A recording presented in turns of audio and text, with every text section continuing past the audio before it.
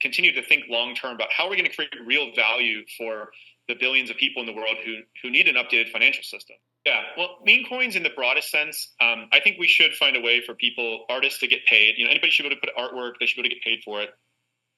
And I do think, meme coins are a canary in the coal mine that more and more of the world is going to get tokenized and put on chain. Every asset class, every vote, every identity, every song, every Instagram post, whatever in the future, I think more and more of these things are going to be tokenized. Now, we also need to make sure people are following the law and not doing pump and dump schemes or insider trading. And there probably has been a little bit of that in the meme coin space, which is not helping anybody. And so in every crypto cycle, there seems to be people who rush in and they forget these lessons of the past. But insider trading should obviously be prosecuted, and people should avoid doing that unless they want to go to prison.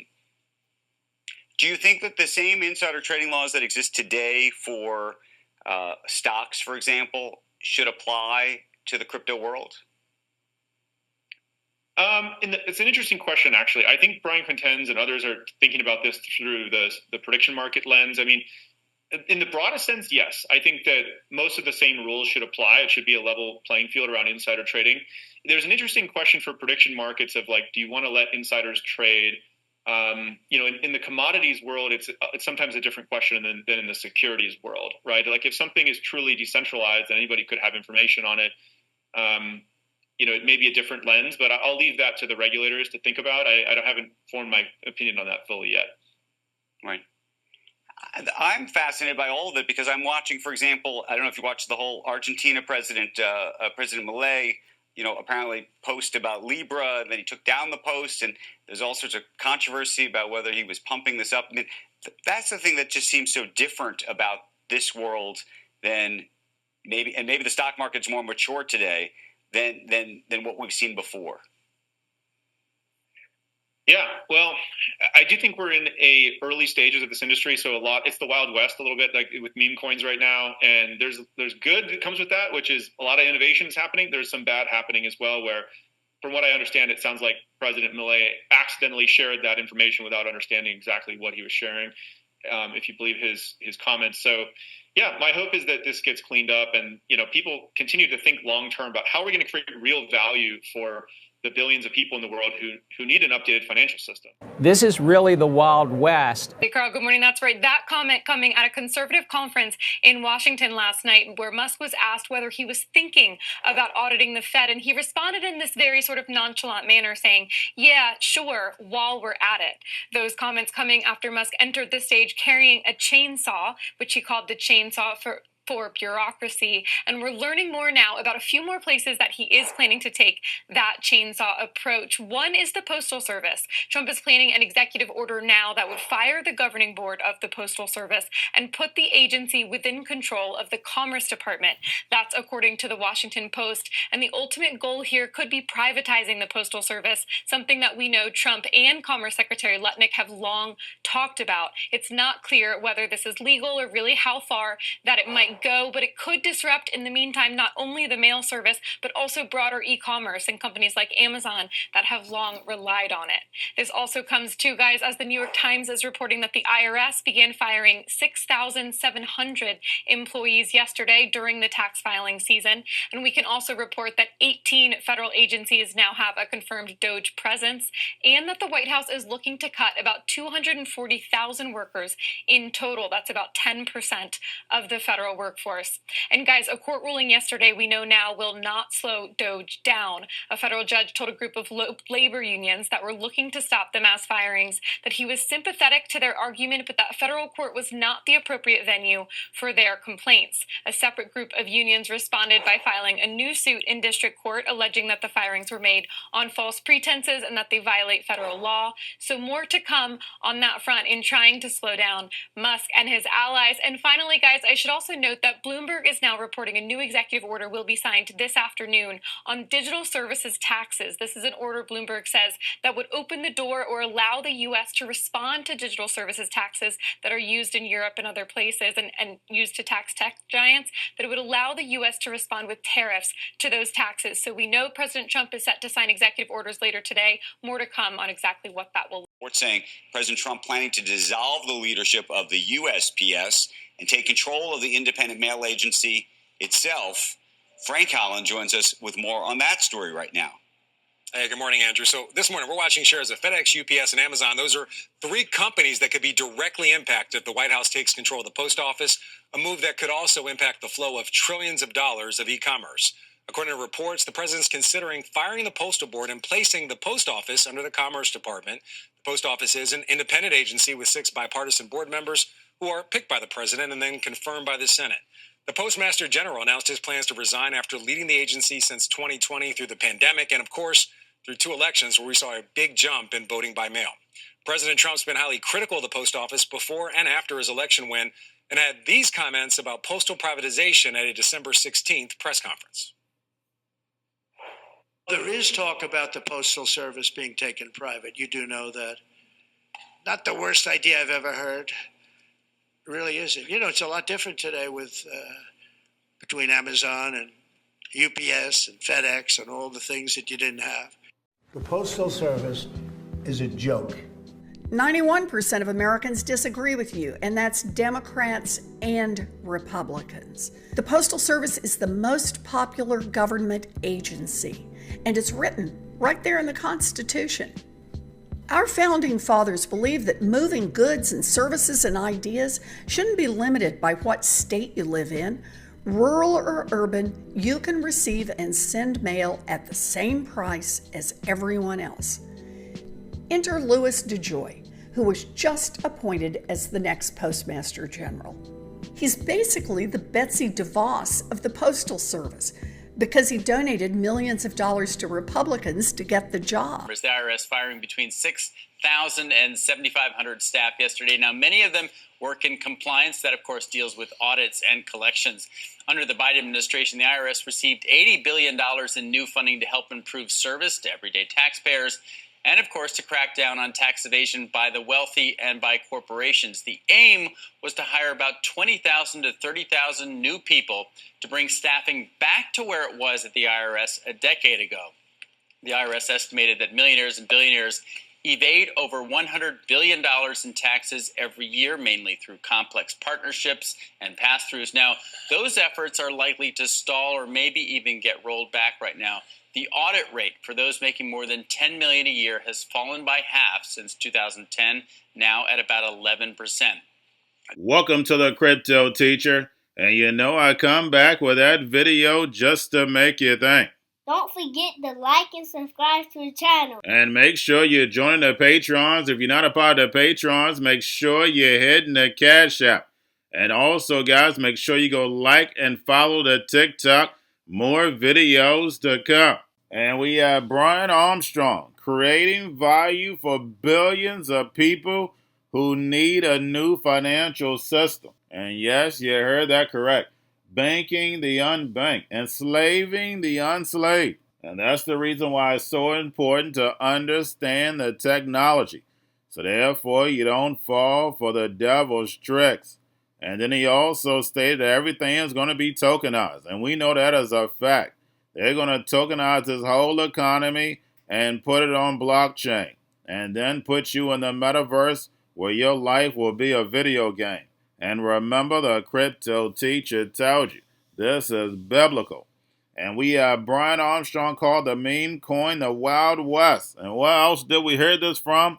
That's right, Gary Gensler. They're definitely setting up the crypto industry to take the fall for the legacy market. And that's the reason why only 1% of the 1% is going to survive. And remember, the Crypto Teacher told you. And we have Trump on the Postal Service. And guys, you know, I've done plenty of videos on the Postal Service when I first started. And it'll be moved to the Commerce Department if he gets his way. And we know Elizabeth Warren has talked about the Postal Service on several occasions. Like I stated, I've done plenty of videos on it. And if you don't know the power of the Postal Service, do your research on how important it is. And remember, the Crypto Teacher told you. Now we have the IRS laying off over 6,000 workers. But guys, we know the IRS is moving to AI and blockchain. They don't have to worry about you doing any paperwork. They'll be able to automatically take the money. And remember, the Crypto Teacher told you. And we have tariffs will be coming, but will be time with the Fed.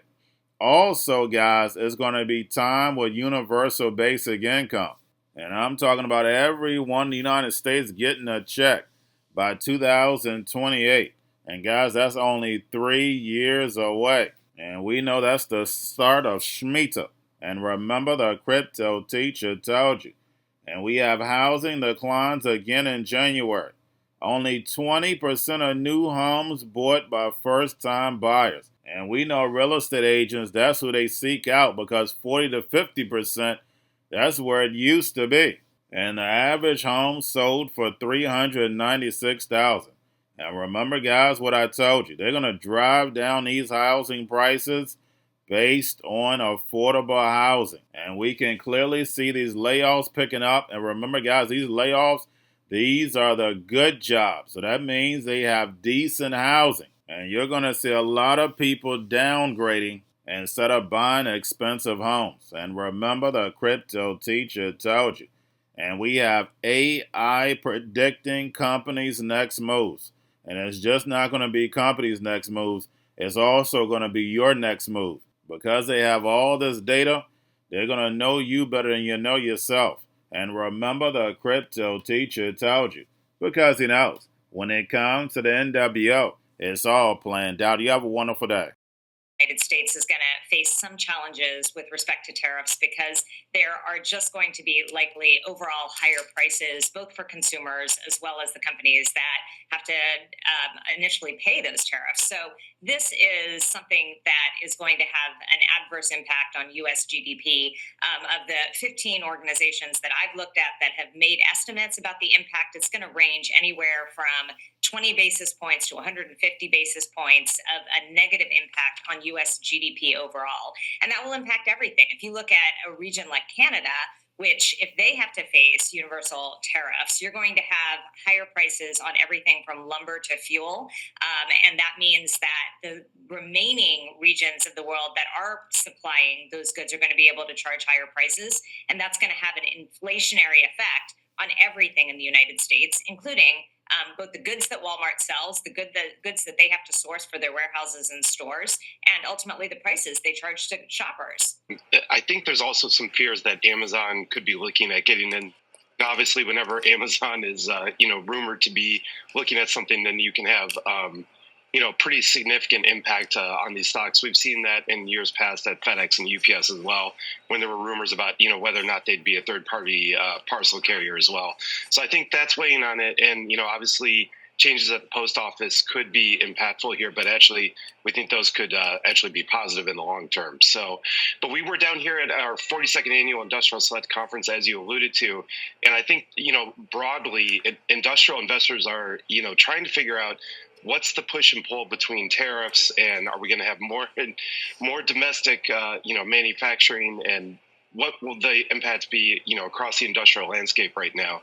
I think that's what people are really struggling with. Can it be good domestically, but then, how are the impacts going to be globally if we're going to have a pretty aggressive tariff policy? Sales in January fell 4.9% month to month to a seasonally adjusted annualized rate of 4.08 million units. That is a much steeper decline than the street was expecting. Sales still 2% higher than January of 2024, but that's not saying much given the levels right now. This read is based on closings, so contracts likely signed in November and December when mortgage rates actually came down from over 7% to the 6% range. Rates are now higher again. Inventory increased 3.5% for the month, up 17% from a year ago, but still at a very low level, just a 3.5-month supply at the current sales pace. That is keeping pressure on prices. The median price of a home sold in January was $396,900, up 4.8% year over year. That is the highest price ever for January, and all four regions saw price gains. All cash sales at 29%, which is kind of historically high, but down from 32% the year before. First-time buyers still struggling at 28% of sales, same as a year ago, but historically, they usually make up 40% of buyers. Talk to me about this relaunch, what's going into it, and the role that AI will play to bring some of this new intel to market. Absolutely. We're super excited about it. So the last 17 years, we've been tracking private companies, sort of what's happened historically with companies. We realized that there was an opportunity for us to take all of that data, use AI, and predict what's going to happen next with those companies, whether that be acquisitions, IPOs, layoffs, a whole number of major events that we think our users and the general public will be interested in. Going to a different economy, and we're going to be learning more about that as we go. But clearly, we're learning that things can be done from remote locations. We're learning that technology can replace people even more than we thought.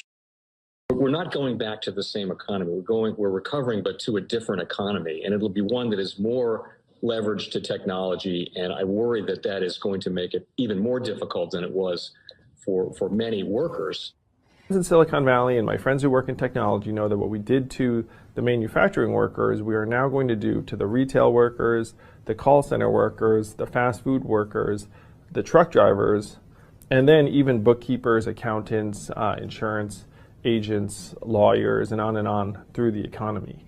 So what happened to the manufacturing workers is a very clear sign. And so we'll import Chinese-based CBDC technology. So it's going to be CBDC in a box provided to you by the People's Bank of China. But every stock, every bond, every currency, every commodity, every piece of art, every private business, every piece of real estate will eventually be a token on a blockchain, an entry on a ledger, permanent and immutable. We will have truth instead of trust, and we will save over $7 trillion a year. 6 to 8% of global GDP is wasted by the friction of the trust industry that's necessary when you have dual entry accounting. With triple entry accounting, which is what a blockchain is, we get rid of all of that friction. It's a beautiful future. Like what you see in China and their social credit scoring systems, right? If we get identity wrong, it could be a tool to enslave humanity. And if we get it right, it could be a tool to liberate humanity. And as an American, I'm obviously rooting for the one that's on the side of freedom. Bitcoin is an international asset. And also, I do believe the role of crypto is, it's digitizing gold. I actually believe this technology is going to be very important. Look at it. We have been part of the huge revolution in investing through ETFs. We believe that ETFs will be changing the whole way we invest. Many people still use it as a means, people are investing it for indexing. No, the majority of people who are putting money in in ETFs are active investors that are buying exposure. The entire bond market is being transformed as we talk right now. I believe the next generation for markets, the next generation for securities will be tokenization of securities. And if we could have that distributed ledger that we know every beneficial owner, every beneficial seller, we all have our code of who's buying, who's selling, instantaneous settlement. And think about it, it changes the whole ecosystem. Chinese bank ICBC has been hit by a ransomware attack, and the U.S. Treasury market, as a result of that, has been disrupted. This, according to the Financial Times. We're getting at more right now with Bloomberg's Shonali Bassick. Shonali, what do we know? Listen, we have the Financial Times now reporting that ICBC, one of China's largest banks here, was hit with a ransomware attack. And remember, they're a very significant intermediary in the Treasury market. The SIFMA has told its members that this has been part of the reason here that the system is kind of clogged up, if you will, during that auction that we saw a little bit before. The attack had prevented ICBC, according to the Financial Times, from settling Treasury trades on behalf of other market participants. A large executive at a major bank also telling the paper that such a large party on the fixed income clearing corp creates major concerns, potentially impacting the liquidity of Treasury markets. Now, it was not just a poor auction. It was absolutely lousy, and when the dealers have to step in to save a treasury auction, that's a rare occurrence. And Cryptoteacher and the New World Order book, plus the 3 Kids books. It's time to re-educate. Also, new to cryptos, Coinbase, Bitrue, Binance. Do not forget book links and crypto links are in the description. The Stock Channel, guys. Don't forget to go like, subscribe, spread everywhere. You have your Kobo, your chip stocks, your banking, your gaming. While everybody's sitting at home, get on stocks, the Seaver, the biotech stocks. And while everybody's at home wishing, they were still getting that free money. What are they doing? Drinking and smoking weed. Don't forget about those stocks, and you have a wonderful day. The most powerful person in the world is the storyteller. The storyteller sets the vision, values, and agenda of an entire generation to come. Steve Jobs. And guys, you know I truly believe in this. When you look at the New World Order, they're the storytellers. And that's the reason why I wrote my New World Order book. But guys, now it's time to change the current generation. And I wrote 3 kids' books. You know, I love the Trinity because I understand the power that's in it. So I have 3 books. We have an opportunity to change the generation, to educate, not just me, but I want to show you that I take action on a daily basis. And I want you to take action on a daily basis.